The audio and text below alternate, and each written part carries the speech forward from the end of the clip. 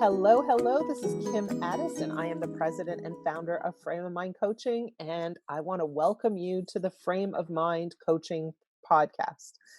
As you know, we've changed our tune lately. We've changed the format of this show, and what we are doing these days is that we are inviting individuals who are looking for a little bit of coaching to join us on the show and share with us what they're going through so that I can provide a few easy minutes of coaching.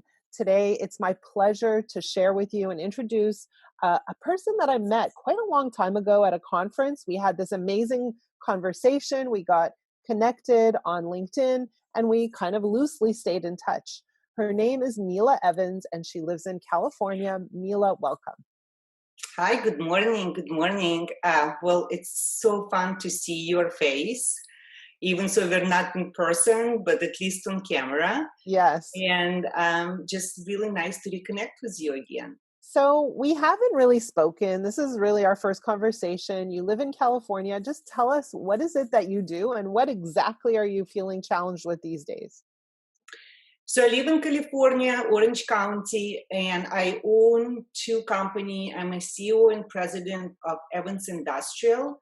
We are an industrial construction company. Our focus working with energy sector, refinery, power plants, water district. We provide construction and maintenance services. And I also part owner of residential real estate company that I actually founded before I started Evans Industrial. Okay. And of course, you have goals, you have dreams, you have deadlines, you have marks that you need to achieve when you start the year, and then COVID's hit, and you basically have to scratch it and start over. Yep. And I think the challenge of starting over is that nobody knows when we're going to be done with COVID, right? And things change hourly, daily. And as a business, you try to pivot, but as a business, it's challenging to pivot fast. And it's challenging as a business owner to stay on track of meeting the deadlines, motivating people, keeping straight on what you do and what the next step is. And basically recreating business plan, because a business plan we all started in 2002 in January is absolutely nothing like it looks right now. So I think for me personally, I'm working hard, I'm reaching out to people, but to have a plan on each step and actually to implement the plan has been very challenging. So my mind is racing, and I need to stay on target because I need to keep my team on target. So, it's very interesting what you said is that it's hard for companies to pivot and it's hard for them to pivot fast. And let's start with this is that actually in order for companies to pivot, their leaders have to think differently. So companies are really a reflection of leadership thinking, right? So I want to kind of explore some things. One thing is you said I had all these goals and plans and I had to wipe them clean. I had to scratch them off and I had to create a new set of plans and goals. Have you done that? Is it clear what you want to achieve? So it is not, right? And that is the challenge for me. The challenge is that I have a million ideas, and that's kind of who I am. I'm an idea person. I'm a big picture person. And unfortunately, I have not chose the direction to go to. And I think probably one of the reasons is because it is challenging and nobody knows when we're going to reopen completely, how it's going to affect the economy, how it's going to affect the different industries that I'm working with, and what is the best path forward, right? So I think where I am right now is I am jumping from one idea to another, and my team's jumping with me because I definitely lead people. Yeah. So my mind leads people to wherever it goes, and Let, it's challenging. let me It's ask you a challenging. question. Before COVID, what was your strategy for making decisions? Like how, Oh, if you had this great idea, let's say in your head, because you're the yeah, idea person, yeah. like how would you decide whether or not to pursue that idea or not? How would you know whether that's worth your time, energy, effort, and investment, or whether you say, you know what, now is not the right time, we need to focus here instead? How would you make those decisions in the past? Well, it's interesting you said that because I never really thought how, but now that you're asking me questions, it definitely provides me, um, I'm going back and, okay, how did I decide to move from doing energy work into doing more of water district, right? So I realized what our skills are as a company, where is the opportunity, and how we can take our skills and bring it to another company, right? And then, I did the research, I did the network, created a plan and move forward. So that's, looking at what we have, where the opportunities are, and combining together. Okay, so let me kind of give you a little tiny bit of feedback. So, one of the greatest misconceptions that we have with COVID is that we're living in a time of unknown. Like, we don't know what's going to happen next. It's true. But before COVID, it was the same situation. We didn't know what was going to happen next. And we were living to a great extent in the same degree of unknown. Okay, so we couldn't predict what would happen in a year from now at the time, right? And if we thought we could predict, we were fooling ourselves, right? And COVID proved that in a lot of ways. So we were living with the same degree of uncertainty then as we are now. We are living with the same degree of change then as we are now. And so the idea that COVID is messing you up, that idea is messing you up because COVID is just a state that we're in. We were in a different state before, but what I want to encourage you to do is go back to your decision making process and lean on it. And it may be involve people in the process, encourage them to have the discussion, but go back to your basic tenets of decision making to say, we actually can't predict. We actually don't know, but given what we know, which is how we really make decisions, given what we know, given our best guess, given our strengths, given our resources, given the opportunities, and I'm going to add one more thing in, given the thing that inspires us and excites us and and creates for us engagement, that's the direction we're going to go. So I think what's happening with you, and you can tell me if I'm wrong, is that you forgot about how you made decisions in the past and how you relied on yourself and leaned on yourself and trusted yourself to make solid decisions with the information you had. Suddenly, you believe that I don't have the information. Actually, you have the same amount of information. That's actually a great point that you're making. Um, because we don't know what the future is, we never know. We make plans and then we have to make adjustments all the time, All the right? time. All Yeah. the time, no matter what, right? Um, and that's a good point, right? Because I think all the outside noise, it's time for me to just kind of turn it off and focus. And I kind of always go with my intuition, but what I've learned over the years and over the courses that I'm taking, because I always love to like dig and educate myself, is that your intuition really isn't just comes from nowhere. It comes from knowledge. It comes from within. It comes from evaluating and estimating and thinking Your through experience. experience, right? So my intuition is leading me to the past. And I think what you brought up right now is definitely very helpful, because the idea of passion, right? Like what you really want to do, where you really want to be. And and I think that's kind of what I really been thinking in the last few weeks, especially, is what, and it's gonna sounds probably a little selfish, as a company owner, as somebody who like have to lead other people, but I said, what do I want to do? Where do I want to be? Right. And I know that I have ability to light up energy around me and my team.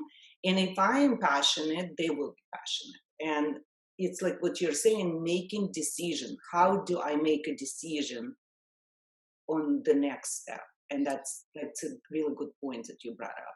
So there's a few components, right? So I kind of want to back up and break those components down.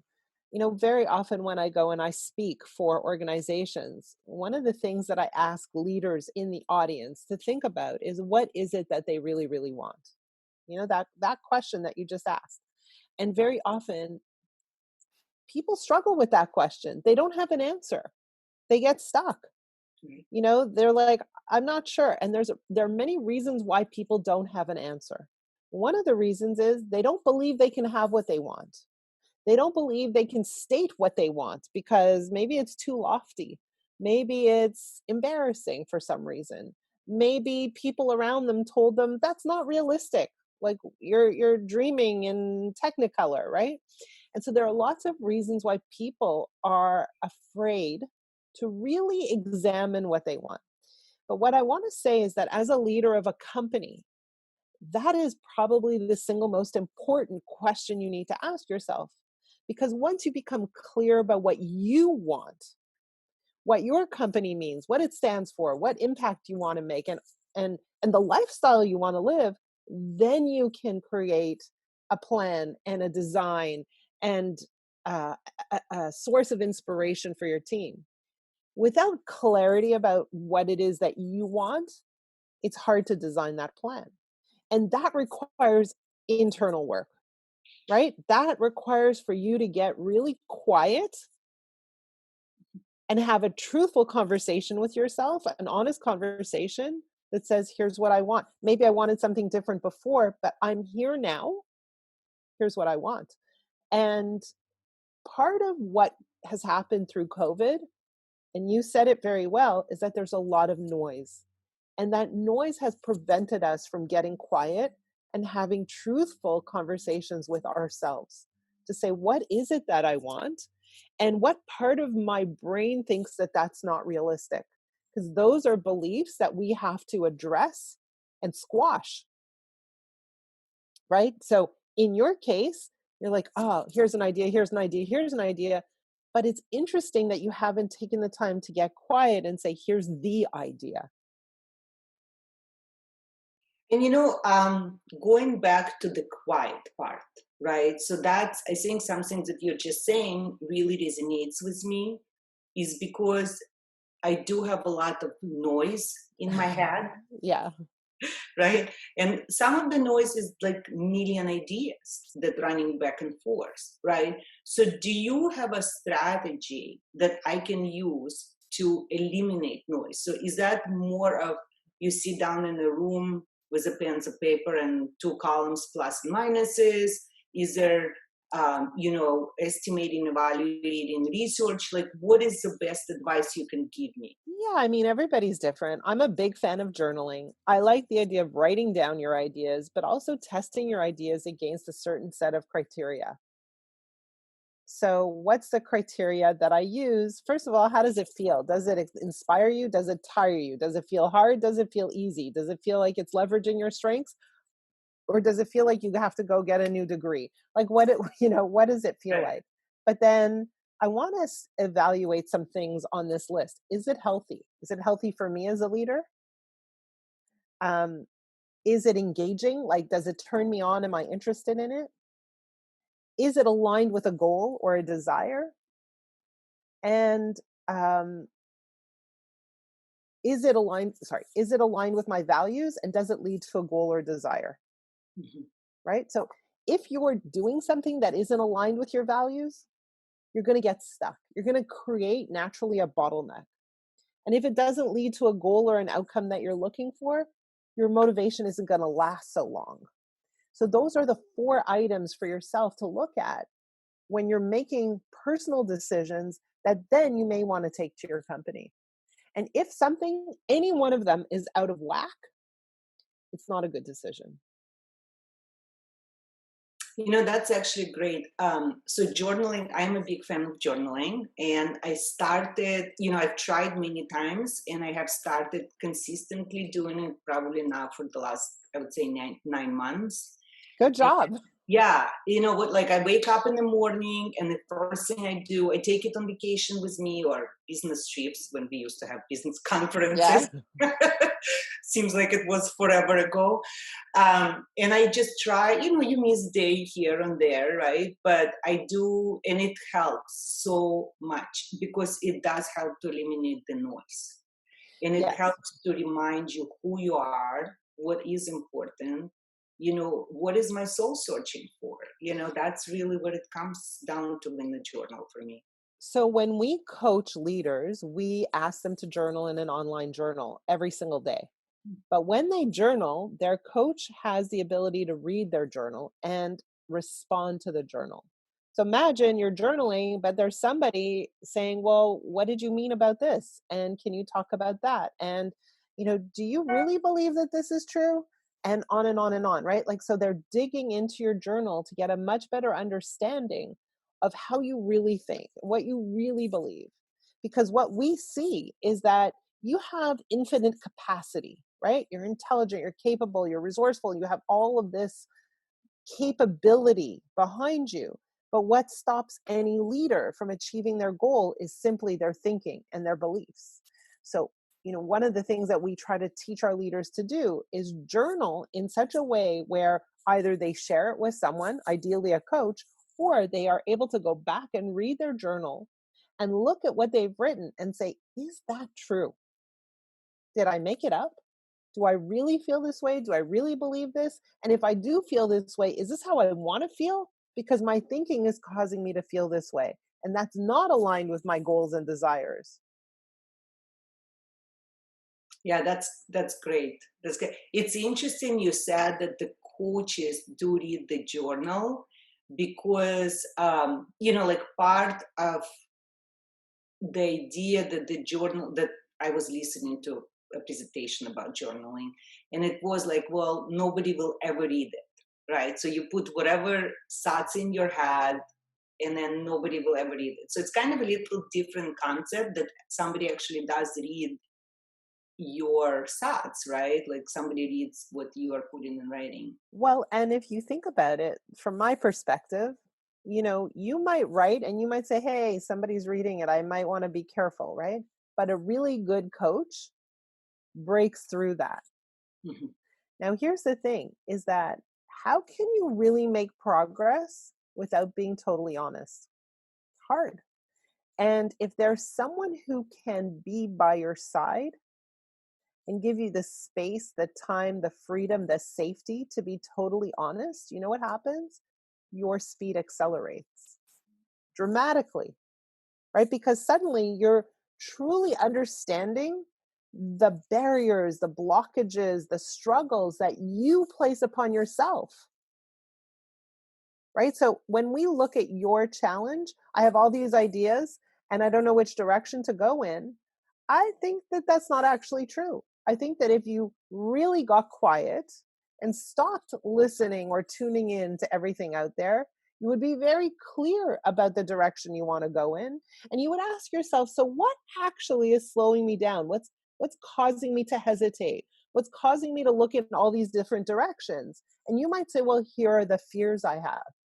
And once you identify the fears you have, then you can address them, right? But if they're just kind of hovering around, it's hard to really slay those fears. But once they're out, even on paper, you're able to say, okay, it's a legitimate fear, but here's my plan for handling that fear. If I fail, here's how I plan to recover. Here's how I'm going to address those potential problems that might happen down the road.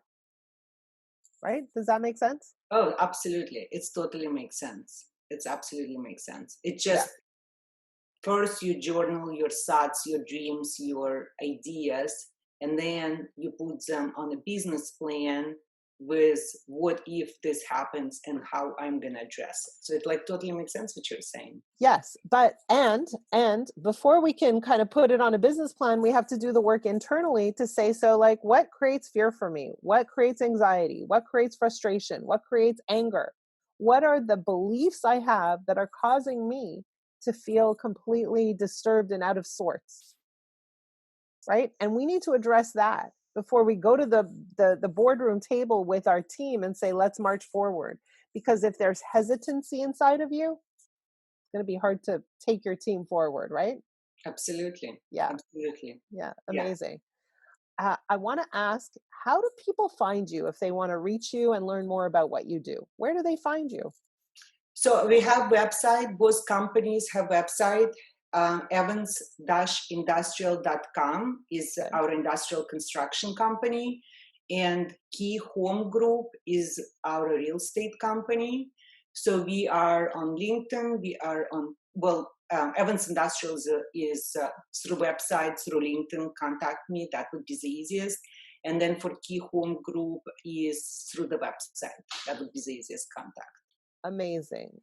Now, I just want to share with our audience that when I met Mila in Baltimore last year, I was blown away. But I mean, she was just so impressive on every single level, so intelligent, so driven, so focused, so all of it. So even if you just want to reach out and say, hey, I heard you on this podcast, please reach out to her because I think she would love, I'm speaking for you, some feedback. Yeah, absolutely. And you know, Kim, like I would say the same thing about you, that I remember walking through the hallway in this huge convention center and we bump into each other and we had great conversation and immediate connection, you know, and we kind of like spoke the same language. It was just so amazing, right? Exactly. So we need to stay in touch. Yes, I agree.